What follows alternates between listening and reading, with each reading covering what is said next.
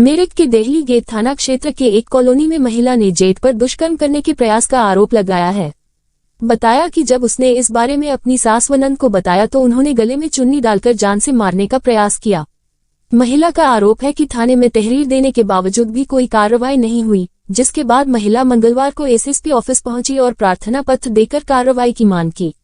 एक कॉलोनी निवासी महिला ने एसएसपी ऑफिस में प्रार्थना पत्र देकर बताया कि 3 साल पहले उसकी शादी हुई है।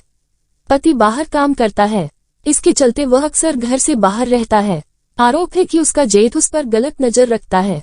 आरोपी ने कई बार उसे अकेला पाकर उसके साथ छेड़छाड़ की, लेकिन उसने अपनी इज्जत के लिए यह बात किसी को नहीं बताई। महिला का आरोप है कि 25 जुलाई को उसका पति काम के सिलसिले से बाहर गया हुआ था। रात के समय जब वह अपने कमरे में सोने लगी तो उसका जेठ वहां घुस आया। फिर आरोपी ने उसके साथ छेड़छाड़ कर दुष्कर्म का प्रयास किया। उसने बड़ी मुश्किल से जेठ को कमरे से बाहर धकेला और खुद को बचाया।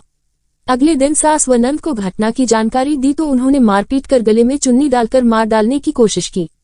किसी तरह वह बची। इसके बाद जब पति को ये जानकारी दी तो उसने भी अपने घर वालों के साथ मिलकर मारपीट की।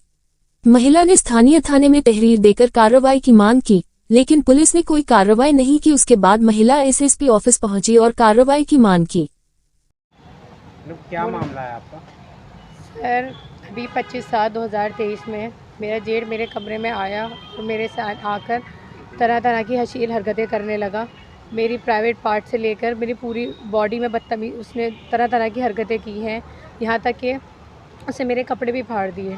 मेरे चीखने चिल्लाने पर मेरा बेटा जो सो रहा था वहाँ पर वो उठ गया और हम लोगों मेरे साथ मारपीट करके और हमें मारने की धमकी देकर वो कमरे से भाग गया। डर के मैंने जल्दी से दरवाज़ा बंद करा और 112 पर कॉल कर दिया। मौके पे पुलिस आ गई और उसको और मुझे दोनों को थाना दिल्ली गेट में लेकर चली गई।